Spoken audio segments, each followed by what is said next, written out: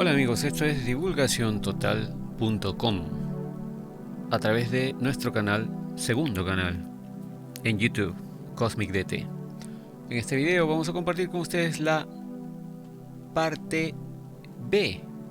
Es capítulo 6B, en realidad, de los archivos dulce.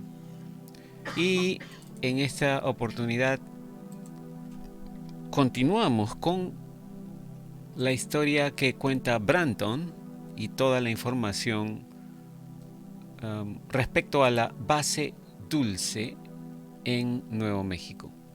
Y bueno, en esta segunda parte del capítulo 6, que a propósito es la última también, ¿no? Dice, como en la anterior, importantes secretos cósmicos y la base dulce. Hay una larga explicación o una larga interjección, como podríamos traducir, dice acá, interjection, por parte de Branton, con respecto a los implantes de control mental. Entonces dice Branton aquí, sé de una persona que fue a que los médicos le extrajeran algunos implantes. Se le extrajeron los implantes a través de la cavidad nasal, de los centros nerviosos del cerebro. Algunos de sus nervios resultaron dañados en el proceso. Ese nervio dañado resultó en una experiencia cercana a la muerte, después de la cual, cuando ella ya se había, entre comillas, despertado, se sentía como una persona nueva, o también sentía que alguna otra identidad que había estado operando en ella ahora se había ido. Algunos místicos pueden referirse a las inteligencias extraterrestres que poseen mentes humanas como los walk-ins. Walk-in es una frase que literalmente se refiere a ir a algún sitio sin haber hecho una cita previa, ¿no? Es como cuando, por ejemplo, una oficina del doctor dice aceptamos walk-ins. Quiere decir que las personas pueden ir sin anunciarse o sin hacer cita previa, ¿no? Eso es un walk-in. Pero bueno, muchos, dice también acá, ¿no? Lo que muchos denominan los walk-ins son a menudo implantes de matriz de inteligencia artificial que se adhieren a los centros nerviosos del cerebro humano, obviamente, ¿no? Estos sirven como nodos para un colectivo alienígena en una capacidad de parásito huésped, lo que permite a los alienígenas utilizar físicamente al sujeto humano después que se ha introducido, o mejor dicho, después que se le ha inducido al sujeto humano un estado alterado de conciencia y la conciencia individual del sujeto humano ya está incapacitada. Esa transferencia a una conciencia alternativa a menudo ocurre por la noche, dice. Además, las culturas de otro mundo, tanto malévolas como relativamente benévolas, a menudo inducen a los sujetos humanos una o más personalidades alternativas, a las que se les enseña o programa para trabajar y operar en el otro reino. Si el individuo domina el hemisferio izquierdo y es diestro en su vida consciente, entre comillas, en la vida alternativa puede que su hemisferio derecho sea el dominante y ser zurdo, como es el caso de mi propia escurridiza identidad alternativa, dice Branton. Luego dice, aparte de decir que los humanos tenemos un cerebro con dos hemisferios, sería igualmente legítimo decir que tenemos dos cerebros en un cráneo. En muchos casos en los que se trata de humanoides más benevolentes, entre comillas, el individuo puede tener destellos o flashes de recuerdos de una existencia doble o alternativa, en la que interactúan con sociedades humanoides externas, subterráneas o incluso de otras dimensiones, a menudo en una capacidad íntima, entre comillas, y en algunos casos incluso sirven como miembros de tripulación de naves estelares o pilotos. En el caso de los benevolentes no intervencionistas, hay muchas frases entre comillas y resaltadas aquí, ¿no? No intervencionistas es una de ellas. Tal personalidad alternativa puede ser un medio de interactuar con los de la Tierra, con los terrestres, sin violar las leyes de no intervención. Recuerdan que existen leyes universales de no intervención, e interfiriendo con la vida consciente de las personas terrestres. Aunque yo mismo, dice Branton, sugeriría que incluso eso sería llevar el no intervencionismo al límite. Sin embargo, en el caso de los malévolos, esas identidades alternativas son programadas mediante técnicas de control mental con la intención de producir esclavos mentales inconscientes para el colectivo alienígena. El secretismo y el miedo a la exposición de sus agendas intervencionistas es, en ese caso, el motivo para mantener el secreto. Y bueno, ¿qué más dice acá? Dice en este otro párrafo, ¿no? Sin embargo, lo que es especialmente confuso es cuando uno, como en mi propio caso, ha sido, dice, infundido o mejor dicho, infundido con personalidades o identidades alternativas, tanto por culturas benévolas como malévolas de otro mundo. En mi caso personal, dice, esto implicó el ser conectado a una mente colectiva alienígena y entre corchetes ha puesto aquí Ashtar a través de implantes y el ser usado o utilizado por el lado oscuro de ese colectivo o los elementos intervencionistas o dentro, dice también, ¿no?, del colectivo Ashtar, tales como los infiltrados orionitas, de los que algunos de los contactados han hablado, quienes desean usar sus posiciones para establecer un control absoluto, solo para luego tener esta u otra matriz de personalidad alternativa reprogramada, que sea reprogramada, dice, por una facción más benevolente de la, entre comillas, alianza. Esa facción más benevolente estaría involucrada con una federación separada, o sería una facción que es parte del colectivo mismo, pero que estaría involucrada en un conflicto continuo con su lado más oscuro. Una facción que se opone a las agendas de control intervencionista de los infiltrados.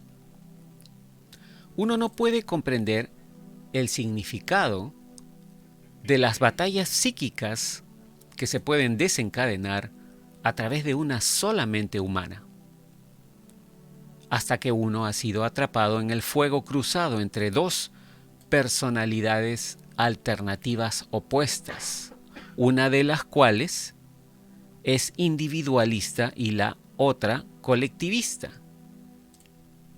y que están peleando por el dominio de la existencia consciente de uno. Lo mejor que se puede hacer en un evento así sería intentar recuperar tantos recuerdos reprimidos como sea posible, ordenar todo el desorden y asimilar y tomar el control consciente de esos patrones de pensamiento que serían los más beneficiosos para ellos y eliminar los patrones de pensamiento dañinos.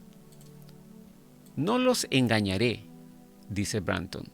Un proceso así puede ser a veces muy doloroso. Después de todo, es la raíz de la conciencia individual de un ser humano la que tiene la última palabra sobre quién va a ser esa persona, basándose en la ley universal del libre albedrío. Para aquellos de ustedes que están leyendo esto y que sienten que pueden haber sido programados con una personalidad extraterrestre alternativa, la cual se activa durante los encuentros con extraterrestres, les diré con absoluta certeza que, de acuerdo con la ley universal, esa personalidad alternativa colectivista debe someterse a las demandas de tu voluntad consciente. Cualquier otra cosa sería una violación directa de las leyes de no intervención. Incluso sin la ayuda de psicotecnología extraterrestre, ciertos psiquiatras están plenamente conscientes de lo fácil que es inducir hipnóticamente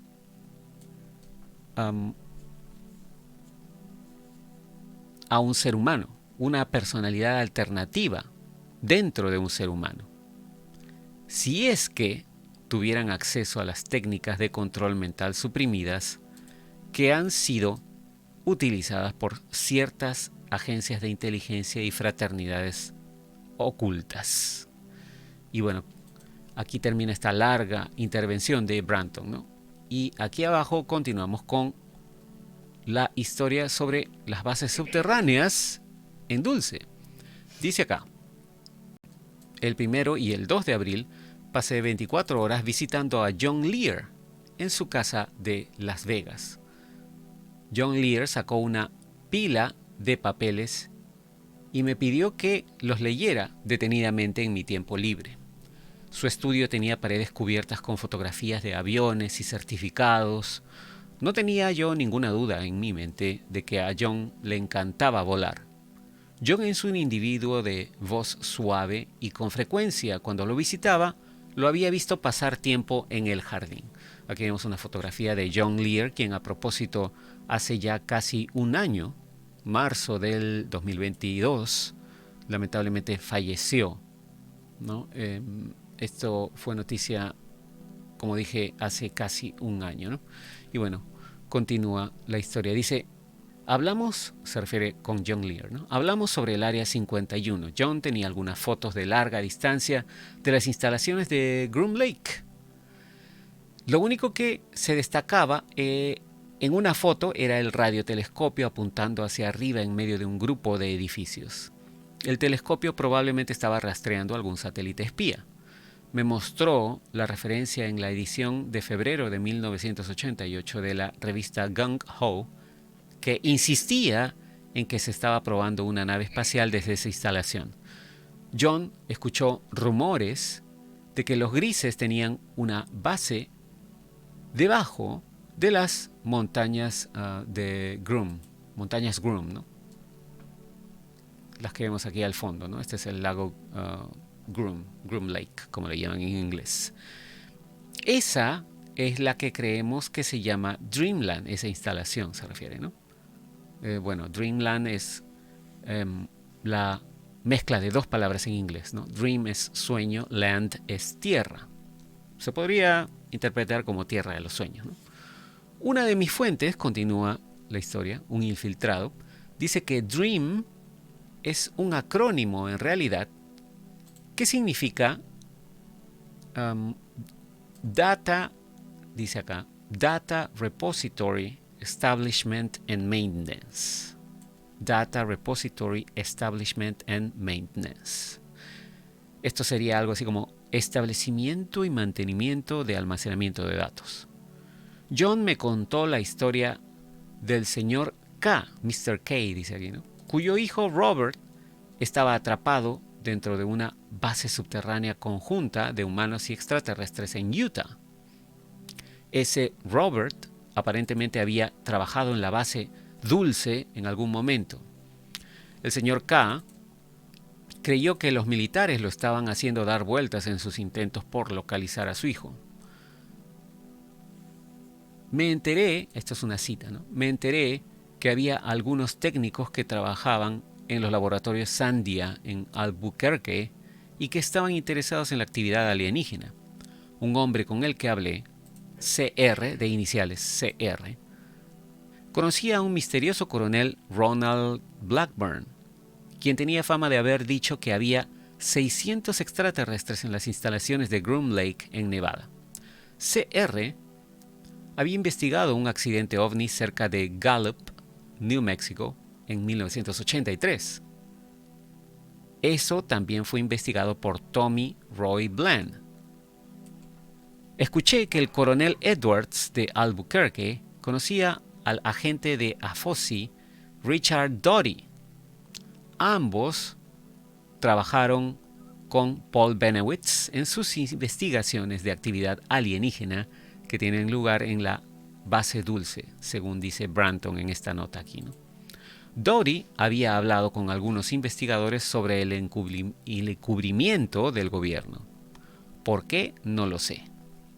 Y luego dice, extraños sucesos en Dulce. El 19 de abril de 1988, mi esposa y yo llegamos a Dulce, Nuevo México, aproximadamente a las 4:30 de la tarde. Dulce era una hermosa y pequeña ciudad montañosa, dice, ubicada a una altura de más de 7.500 pies. Todavía había nieve en el suelo, en el motel Best Western. Me registré en el motel y llamé a Gabe Valdés. Él vino a verme alrededor de las 9:30 de la noche. Hablamos de ovnis y mutilaciones de ganado. Me dijo que no había visto mutilaciones desde 1981 o 1982. Le hice leer una carta escrita por Richard Doty, en la que Doty niega toda implicación con el secreto ovni. Me dijo que Doty no estaba diciendo la verdad, y eso resultó ser cierto porque Doty comenzó a hablar de nuevo. Me dijo que Doty, dice acá otra cita, ¿no? Me dijo que Doty había escrito un informe que decía que Paul Benowitz estaba siendo investigado. Más tarde Gabe nos ofreció un paseo por Dulce, nos llevó en su patrulla y nos mostró algunas de las rutas. Dijo que había visto aeronaves con luces naranja brillante volando silenciosamente en el área con frecuencia. Nunca vio esas aeronaves a la luz del día. Echamos un vistazo al rancho Gómez, sitio de algunas de las mutilaciones que tuvieron lugar en 1978.